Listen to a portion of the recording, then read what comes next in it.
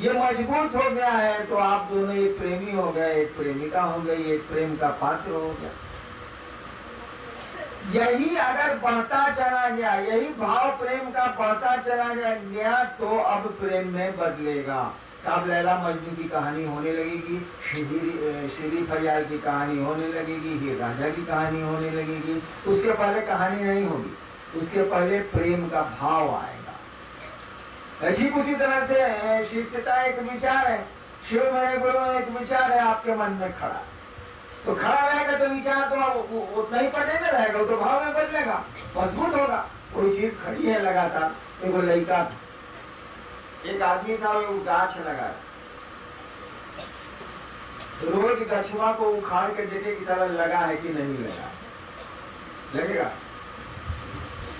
एक पौधे को आप लगाइए जमीन में और उखाड़ के रोज देखिए कि साला लगा कि नहीं लगा, लगा कि नहीं लगा, लगेगा। लेकिन छोड़ दीजिएगा, विचारों पर खड़े हैं आप कह रहे हैं कि विचार मेरे हैं कि शिव मेरे गुरु हैं, तो पौधा बढ़ेगा, ये भाव रुक लेगा। भाव भी कुछ नहीं है, विचार है और कुछ नहीं है, थोड़ा मजबूत है। यो आमे का गाछ है और वो आम का भी सीडलिंग है, छोटा पौधा है, ये कमजोर है, बकरी नोची लेगी। थोड़ा बड़ा हो गया है तो बकरी नहीं गाय नोचेगी, और बड़ा हो जाएगा तो कोई नहीं नोचेगा, कोई जानवर नहीं पकड़ पाएंगे, ऊंचाई तो चला गया, मजबूत हो गया। है आमे का पेड़ तो विचार भी, विचार भाव और प्रेम दोनों सब एक ही चीज है, वो विचार है और कुछ नहीं। खाली पेड़ बड़ा हो रहा है, विचार बड़ा हो, थोड़ा मजबूत हुआ तो आप बोलते हैं भाव। अरे पौधा छोटा है तो उसको पेड़ बोलते हैं, आप बोलते हैं पौधा। पौधा जैसे बोलिएगा लोग समझ जाएगा छोटा पेड़ है, लेकिन पेड़ जैसे बोल दीजिएगा लोग बुझेगा बड़ा हो गया। चीज बात एक है, खाली नाम बदल रहे हैं आप, शब्द बदल रहे हैं आप, लक्षण भी बदलेगा। पेड़ में हवा से जल्दी नहीं गिरेगा, बकरी उसको नहीं नोचेगी। पौधा कोई कहेगा भैया घेरा लगा दीजिएगा, नहीं तो बकरी नोचेगी। दोनों एक ही चीज है, एक ही चीज का नाम ले रहे हैं आप। जैसे पौधा बोलिएगा लोग कहेगा सुरक्षा की जरूरत है, मवेशी से बचाइए। पेड़ बोलिएगा तो कोई नहीं बोलेगा, तो पूछेगा फल लग रहा है कि पूछ रहा है कि बड़ी वही चीज बड़ी हो गई। तो विचार में खतरा रहता है, बकरी नोच सकती। विचार को छोड़ दिया है आप, हट नहीं रहा, आपके दिमाग में है शिव मेरे गुरु, तो ये मजबूत हो जाएगा। इसको बोलते हैं भाव। ये भी विचार ही और कुछ नहीं, लेकिन थोड़ा मजबूत है, बकरी के नोचने से बाहर हो गया। और छोड़ दीजिएगा भाव को, भाव पर खड़े हैं आप, भाव जा नहीं रहा है, भाव आपके मन से मिट नहीं रहा है, तो ये बदल जाएगा प्रेम में। जब प्रेम में ये रूपांतरित होगा, प्रेम में जब ये बदल जाएगा, तब खुदा मियां भी इसको नहीं छोड़ सकते। अगर छूट गया तो कहा जाता है ये प्रेम ही नहीं। शेक्सपियर बोलता है ना, if love alters it is no love. अगर प्यार परिवर्तनशील है तो ये प्यार नहीं, तब कोई नहीं तोड़ सकता है। तब ईसा को सूली पे चढ़ा दीजिए, मंसूर को कत्ल कर दीजिए, मीरा को जहर दे दीजिए, सुकरात को जहर दे दीजिए, जो मन करे सो कर दीजिए, न बदले। रामकृष्ण परमहंस को कैंसर हो जाएगा, कोई अंतर नहीं आता। उन्हें रोज साला जी हम कर रहे हैं, सुना सुना। तो जो आपका सवाल है उसका उत्तर है कि शिव गुरु होगा। लेकिन यही है कि पौधा छोटा है, आप कह रहे हैं कि बड़ा होगा तो फल देगा कि नहीं, बड़ा होगा तो फल देगा, लेकिन छोटे पौधे को जानवरों से बचाने की जरूरत पड़ती है। बचा लीजिए, आप नहीं बच रहे हैं कि अब उसको बकरी खाएगी, हम कहेंगे ही कि पेड़ होगा और फल होगा। आप कुछ पूजा में लिखा नहीं है, आप कह रहे हैं कि विचारों में है, विचारों में रह गए तो शिव मेरे गुरु होंगे कि नहीं। आप शिव हो जाएगा, गुरु क्या होंगे, वो शिव हो जाएगा, उसके ऊपर भी चलेगा। गया से ही बेलागंज से है, दया और आशीर्वाद में क्या अंतर है?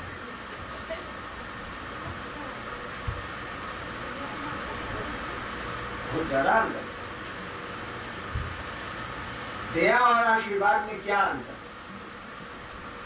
अगर दया के प्रयोजन से आशीर्वाद दिया जा रहा है तब तो ठीक है, आशीर्वाद कमजोर होता है।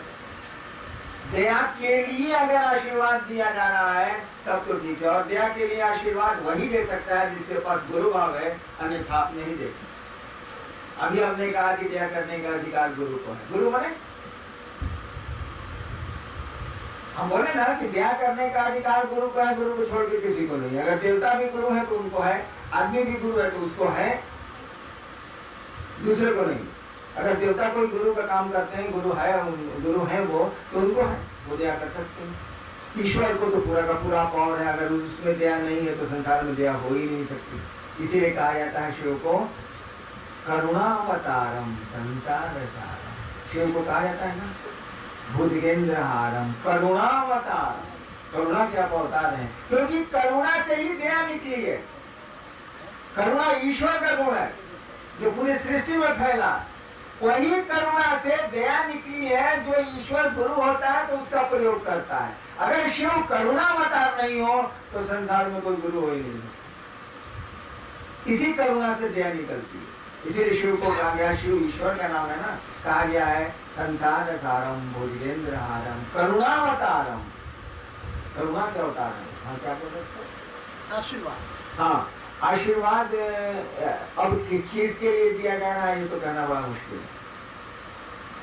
लौकिक जगत के लिए भी आशीर्वाद दिए जाते हैं, दीर्घायु होइए, ये होइए, वो होइए, जो देते ही है। और दया का तो एकदम पर्टिकुलर, उसका तो सीमित अर्थ है जीव को शिव की ओर ले जाना। आदमी का मन शिव की ओर चले, इसी को दया बोलते हैं।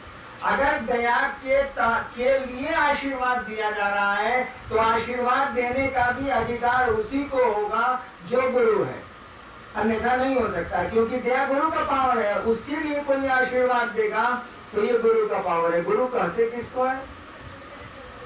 हम कई बार बोले हैं कि आप लोग भी दया करते हैं, आप ही लोगों की दया से महादेव का काम चल रहा है, बोले है ना। आप भी बोल रहे हैं कि दया करने का अधिकार गुरु को छोड़ के दूसरे को नहीं। हम कई बार बोले हैं कि आप ही लोगों की दया से क्षेत्रों में शिव शिष्यता बढ़ रही है, बोले हैं।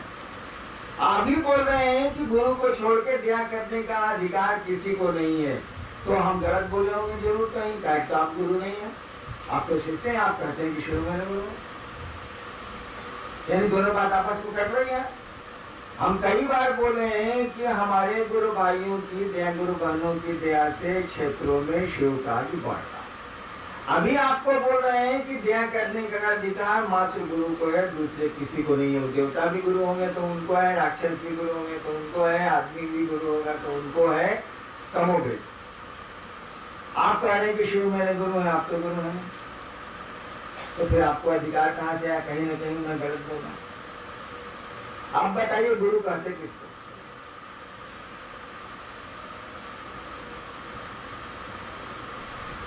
बाप कहते किसको? दोस्त कहते किसको है? पत्नी कहते किसको? बेटा कहते किसको? अरे जिसके मन में पिता के प्रति भाव हो सो बेटा, जिसके प्रति पति के मन में प्रेम हो पत्नी, जिसके प्रति दोस्त के, जिसके मन में दोस्त के प्रति दोस्ती का विचार गाढ़ा हो गया है सो दोस्त, जिसके मन में गुरु का विचार गाढ़ा हो गया हो, शिष्यता का विचार गाढ़ा हो गया हो वो शिष्य, जिसके मन में दूसरों को शिव से जोड़ने की इच्छा मजबूत हो गई हो गुरु। कहीं गुरु का काम है कि वो जीव को शिव की ओर ले चलते हैं। आप क्या कर रहे हैं भाई साहब? धकेल रहे हैं, ऊपर ले जा रहे हैं। आप लोगों को दारू पीना सिखला रहे हैं कि शिव से जुड़ने की बात कर रहे हैं। आप लोगों को धरती से जोड़ रहे हैं कि शिव से जोड़ रहे हैं? आप लोगों को शिव से जोड़ रहे हैं, जो गुरुओं का गुरु है, जो आपका गुरु है, जो जगत का गुरु है, उससे आप जोड़ रहे हैं। ये काम आपका है कि गुरु जी का है? गुरु शिष्य बनाएगा कि चेला बनाएगा? से बताइए, चेला कहीं चेला बनाता है भाई जी? गुरु ने चेला बनाएगा। आप गुरु नहीं है, काम क्या कर रहे हैं भाई जी? काम कर रहे हैं गुरु वाला। गुरु है नहीं आप। आपके गुरु ने कहा कि खबरदार तुम गुरु, जहां आपने को बोला कि टांग तोड़ देंगे, आप गुरु बन नहीं सकते। गुरु का आदेश तो सर्वोपरि होता है, आप बन नहीं सकते। कम्मा क्या कर रहे हैं सेना बताइए? आप वही काम कर रहे हैं जो एक गुरु करता है, लोगों के लिए शिष्य, लोगों को शिव से जोड़ रहे हैं, शिव गुरु से जोड़ रहे हैं। यानी आपका शिष्य भाव उस गुरु के प्रति है, और शिष्य भाव गुरु के प्रति होने से गुरु भाव आप में आया है और वही काम कर रहा है। तो जो गुरु भाव रखेगा सो गुरु है, जो बाप का भाव रखेगा सो बाप है, जो पत्नी का भाव रखेगा सो पत्नी है, जो पति का भाव रखेगा सो पति है, जो दोस्त का भाव रखेगा सो दोस्त है। तो आप गुरु का भाव रखते हैं, गुरु नहीं है, तो गुरु भाव को पावर है ना दया करने का कि नहीं है। इसीलिए मैंने अक्सर कहा है कि हमारे गुरु भाई बहन दया करते हैं क्षेत्रों में, तो शिव का काम बढ़ता है, लोग शिव को गुरु मानते हैं और शिव चर्चाएं बढ़ रही हैं, लोग शिव से बन रहे हैं। तो गुरु भाव में गुरु कहलाता है, आप वो दया करने का अधिकारी है। हाँ, ये बात दूसरी है कि पानी तो जमीन का नहीं हो, भले चापाकल खींचे या बोरिंग खींचे या कुएं से बाल्टी से आप निकाले, पनिया तो जमीन का। तो दया तो उस महागुरु की ही है, दया तो उस ईश्वर के गुरु भाव की है। उसी से लेके यहाँ धरती पर कोई भी गुरु उसका प्रयोग करते हैं, है उन्हीं की चीज मिलती है हमको आपको। जैसे जैसे शिष्य भाव दीजिएगा गुरु भाव आपको मिलेगा और उसी से जगत का उन्नयन होता है, जगत का उत्थान। तो आशीर्वाद अलग चीज है और गुरु भाव के लिए अगर दया के लिए आशीर्वाद दे रहे हैं तो गुरु भाव होना चाहिए, अन्यथा तब लागू नहीं।